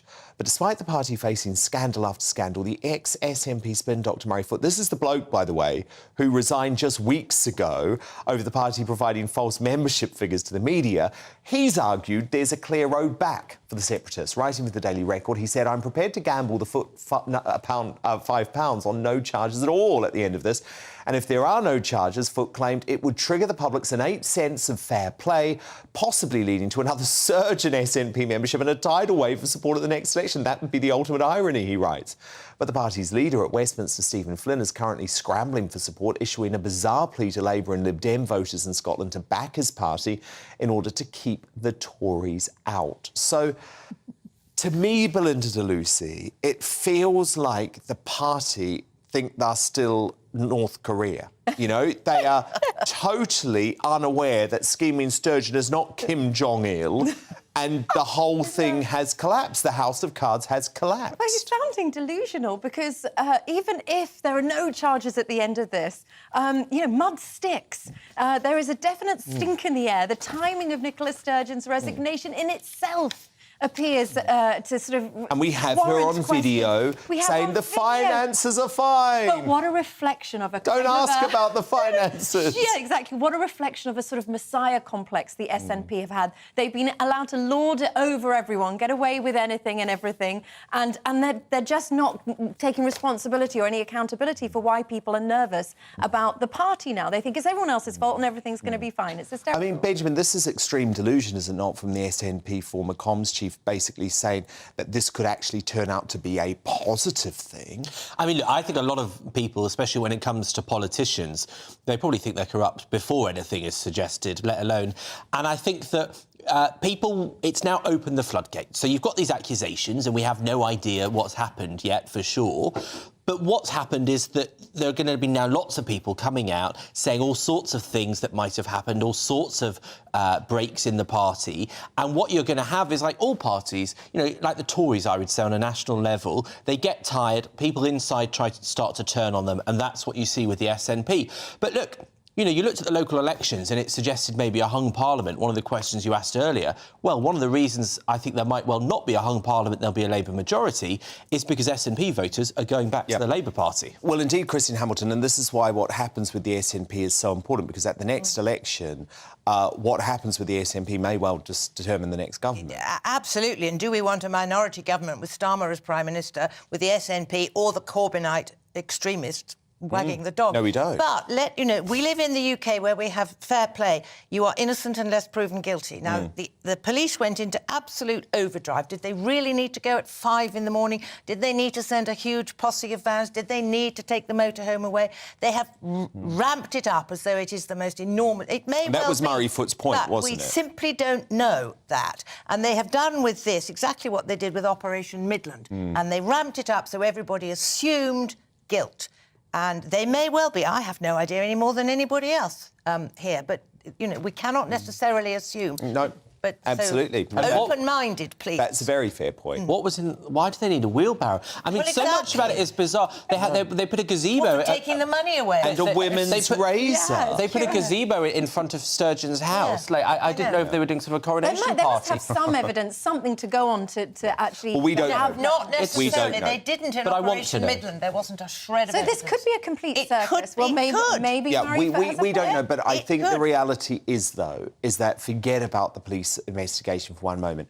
Sturgeon drove the country into the ground while ruling her party with an iron grip. And what I am very comfortable to say is that she didn't allow lots of usual practices to go on in that party, because she was married to the chief executive, and there she was telling her party members, don't even ask me about the finances. But look, just a very quick legal note, the allegations surrounding the SNP's finances are denied by all parties involved.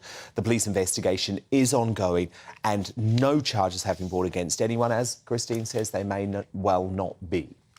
Now, the spectacular Coronation concert in Windsor last night thrilled millions of viewers across the globe, with American Idol fans being treated to a surprise appearance from, I mean, this is so bizarre, the King. We're here for the Coronation concert at Windsor Castle. Now, we're trying to figure out what can we do to bring something different to the show. If I would like to, Katie, I just want Kate, excuse me, I didn't surprise. I have a surprise. Are you going to bring us all night long? No, we will not, because I just wanted to check how long you'll be using this room for. We have to give the room up right away. I just wanted to check. Thank you so much for coming. No, but thank you so much for your brilliant performance. Poor Charles, he looked totally exhausted at that point, right? Now, Shamima Begum, Jeremy Corbyn delivering Brexit slippery. Starmer has U-turned on them all. And we can now add the new King Charles III to his very long list of blatant black tracks. Clearly all giddy at the prospect of becoming PM and attending a weekly audience with the King. Starmer was gushing about the monarchy on the morning of the ceremony. But as always, this was at odds with his previous beliefs. Look. So this weekend, let's break out the bunting, enjoy the street party and the extra day off work, and raise a glass to the promise of a new beginning and a new king. God save the king. I also got made a Queen's Counsel, which is odd since I often used to propose the abolition of the monarchy. He may want to abolish the monarchy, but Starmer himself, let me tell you, he's always going to be king of the flip-flops. Belinda de Lucy, Benjamin Butterworth, Christine Hamilton, do stand by, because coming up, as Rishi Sunak praises the Met Police for their no-nonsense approach on Coronation Day, were they justified in arresting Republican protesters? We've got breaking news on that tonight as we reveal our greatest British Union Jackcast. But next, in Uncancelled, after Bridgerton actress Adjoa Andoh brands the Buckingham Palace balcony terribly white in what I think is a racist tirade and goes totally unchallenged by ITV's presenters, is the mainstream media positively plagued by the woke mind virus? Fleet Street legend Calvin Mackenzie gives his expert opinion on the MSM's questionable coronation coverage. He's live in the studio in just 2 minutes' time.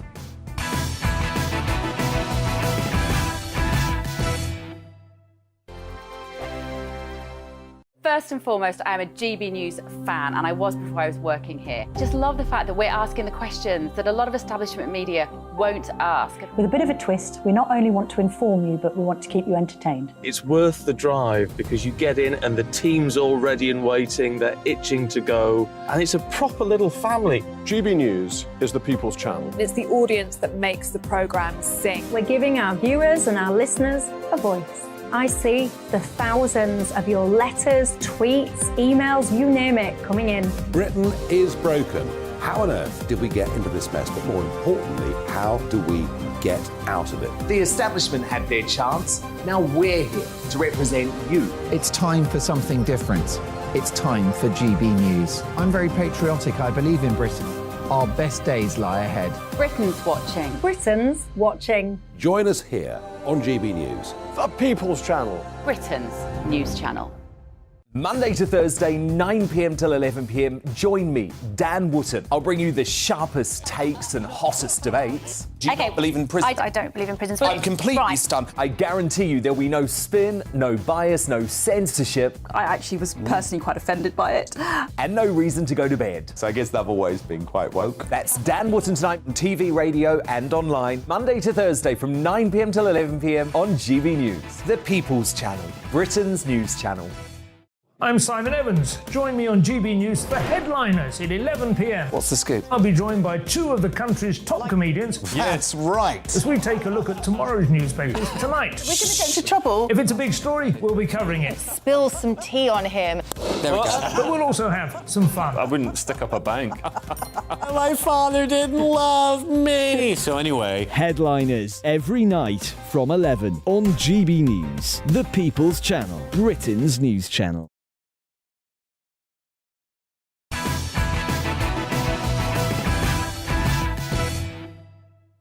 It's time now for Uncancelled. And this is where Britain's top commentators speak out on controversial issues without the fear of the cancel culture sweeping the rest of the media. And the woke mind virus infecting the MSM sadly plagued their coverage of the King's coronation over the weekend, as the metropolitan London Liberal elite did all they could to rain on the historic royal parade. Now, the British Bashing Corporation, Woke ITV and Sly News were all guilty of airing divisive anti-UK rhetoric, but I think the worst and wokest moment was when ITV gifted Bridgerton star and Harry and Meghan supporter Adjoa Andoh a platform to make this race-baiting comment without being challenged. Watch. There is a bit of me that we've gone from the rich diversity of the Abbey to a terribly white balcony. I'm very struck by that. I'm also looking at those younger generations and thinking, what are the nuances that they will inhabit as they grow? Nuances that Charles has exhibited from a teenage into early 20s. Calvin McKenzie joins me in the studio. Now, look, Calvin, that was really shocking to me because it was a blatantly racist comment. You could not reverse it. You could not say it about an African royal family. You could not say about a Thai royal family.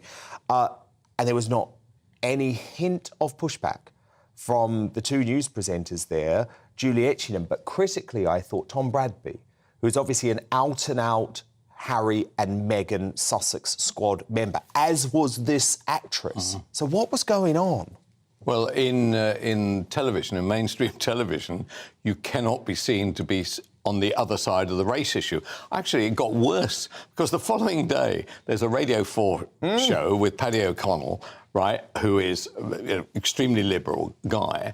And when she'd come on to apologise, and she said to apologise, he turned around and said, well, you've got nothing to apologise for. Nobody is upset. Well, the whole reason she was on there is because half the nation, anyway, or perhaps even 80% of the nation, were very upset about what was said. It was the only stain on what turned out to be a glorious day. Look, she's entitled to her view. The other thing is, the producers would have known that something like that was going to be said, because, as you know from your producers, right, you get briefing notes, so they know what is going to be the view. So this wasn't a surprise. These people like Etchingham and Bradbury's an absolute shocker, by the way, an absolute shocker. I hates journalism generally, although he likes it from his nicely controlled ITV News position. And so, actually, this was an error, but it's an error that they knew was going to be made. But they wanted somebody to say something rather nasty about it all, so just in case everybody came away thinking, what a lovely day that is. Yeah, they don't want that. They feel like they can't just have anything to celebrate the royal family now. It always has to come down to race and division. In some form or another. Which is so sad. Yes, and so because Meghan wasn't going to be there, which would turn out to be a triumph beyond triumphs, I hate to think what would have happened if Andrew was being booed. I honestly, I fear for what might have happened if Meghan had turned up. Because she wasn't there, well, let's invent one. And they asked this rather, I presume, rather nice lady to come on to give her views, and that way there's a big shadow then over the day, and, oh, well, job done, thanks very much. I know. And I think you're right to point out the BBC presenter, because that just shows you, doesn't it, the way that they think in there is completely different to how the rest of us think. They thought that what she had said was completely right and that no one was upset. I mean, how out of touch can the media elite be? Why would he say that? Why would he say nobody was upset? The reason she was on there is because specifically they'd invited her on because she wanted to add to what she'd said, to say, well, I'm very sorry, I didn't want to upset anybody, which is a very nice thing to say. He said, well, actually, you needn't have bothered. In that case, why did they have her on? The whole thing, the way that so thank God for GB News, to be honest with you, because I'm not sure these debates take place. They certainly won't be taking place at either ITV or Radio 4. They'll just pretend this hasn't happened. Whereas, obviously, if it was someone making a racist comment about a non-white person, they would be leading the charge with the pitchforks, you know, demanding that someone lose their job and that people be sacked. Yes, that's right. It's a very odd world we're in right now, and it's one of the reasons why nobody watches news programmes anymore, because they have got rid of probably 50 or 60% of the available audience. They've probably got 40% who are quite angry about life generally, but actually, so the race issue is managed to even get into what was a glorious day. Look, Calvin, though, there was a very big political story over the weekend too in the local elections, and I just want to show you this clip actually of Slippery Starmer doing his best impression of Neil Kinnock, the former Labour leader, who made an ill-fated prediction that Labour would win power after promising local election results. Watch. You didn't just get it over the line, you blew the doors off. And make no mistake, we are on course for a Labour majority at the next general election. Disaster for the Conservative Party. I've spoken about it all night. I'm not trying to deny that. But Starmer was being incredibly intellectually dishonest there, because the results did not show that Labour was on course for an election majority. It actually shows that they're on course to be the biggest party, but will have to rely on the Lib Dems, the SNP, the Corbynites, maybe even the Greens to form a government, which means as a country we could be facing chaos. Oh, no, this is... I know I'm probably the only person to say this. In an odd way, this is great news, because if this is replicated in a general election...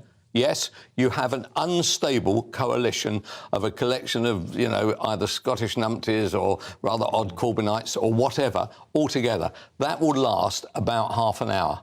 And so if the Tories could get their act together, do reasonably in that election, and actually, I know we disagree on this, probably stay with Rishi, right, for another fight a year, 18 months later, I think they would probably triumph. Because a coalition like that would collapse? It would, not only would collapse, they'd be at war with each other, everybody would hate each other, issues, Ukraine doesn't go away, the cost of funding COVID doesn't go away, inflation, yes, goes away, but doesn't disappear entirely. They all become Labour problems and not Conservative problems. Along comes a Rishi, or in your case, along comes a Boris, and hello, here we go. They're in charge again. We are in fascinating and quite disturbing political times. Good news for GB's ratings, by the way. Yeah, that's true.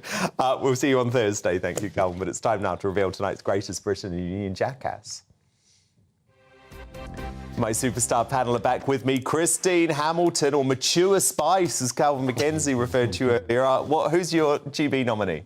Oh, well, it was such a choice. I wanted to go for Princess Anne's red feather for obscuring Harry, but actually there can be only one greatest Britain today, and that is obviously King Charles III. Has to be him. Benjamin Butterworth, your nominee. My greatest Britain is, it felt like she was the Queen, Penny Mordaunt, who did a genuinely brilliant job with that sword. Now, some people said that that should make her Prime Minister. I think in 2023, the ability to wield a sword is not what should have you running the country. But she looked impeccable. She obviously had great self-discipline. I thought she should be very proud of herself, and I think Britain is proud of her. Hear, hear. Indeed. Belinda de Lucy, your greatest Britain nominee. Oh, mine is our police. Yes, credit where credit's due for their wonderful reaction to the protesters during the coronation. They were firm and they stopped the disrupting protesters. Of course, you're allowed to protest, but not to disrupt and derail events. That's not allowed. And we saw some toughness from the police. And secondly, they were incredible with us on the Mall, checking all our tents and bags, making us very safe. But they have, Belinda, tell me if I'm wrong, but they have, in breaking news tonight, they have expressed regret at the arrest of the Republic folk. Well, I've just been informed that I believe it's only 6 out of the 20 or so. 52. How many? 52 were arrested. 52 were arrested, so 6 of them they have... You have apologised to 6 of them. apologised for, Okay. but the rest are still there. OK. Well, look, even though Christian's saying I should go with the King, I went with him last week. It's too obvious. So I'm going to go with Benjamin Butterworth and Penny Mordaunt, who became just a viral superstar. She was like the Pippa Middleton of the coronation, and what a moment it was for her political career. The bookies have now reduced the odds on her becoming Prime Minister. Christine Hamilton, who's your Union Jackass nominee? Well, I'm afraid it's Prince Harry. I mean, yes, Don't apologise, Christine. Well, he came, but not with a good grace. He came, he was sulky, he disappeared. I just think he behaved appalling, and he was advertising Dior. Might have been a British designer working for Dior, apparently, but it was a French fashion house. And he looked like a dweeb with all of his arrogant little facade. There he is. Benjamin Butterworth, your Union Jackass. Well, I can't believe I just won Greatest Britain. That's never happened.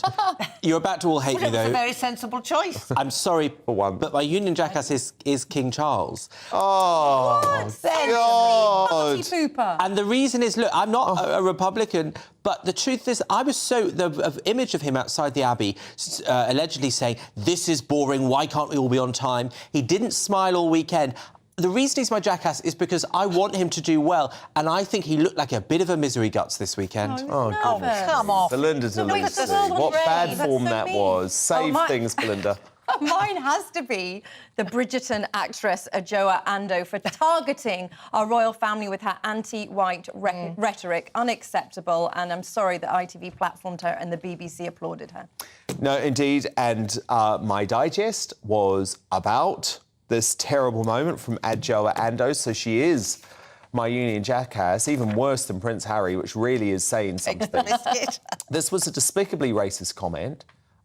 It totally lowered the tone of the day's festivities, and I think shame on ITV for not calling her up honoured, and shame for the BBC on celebrating her, and also shame on Benjamin Butterworth for nominating King Charles III to be Union Jack has after his brilliant coronation. He should just smile. Oh, come He's on. the greatest Brit this weekend. Yeah. Belinda DeLucy, Benjamin Butterworth, Christine Hamilton, my fabulous, I thought all patriotic panel until that moment. Thank you so much. I'm back again tomorrow from 9 p.m. Thank you for your company this Bank Holiday Monday. Headliners is up next. Good night.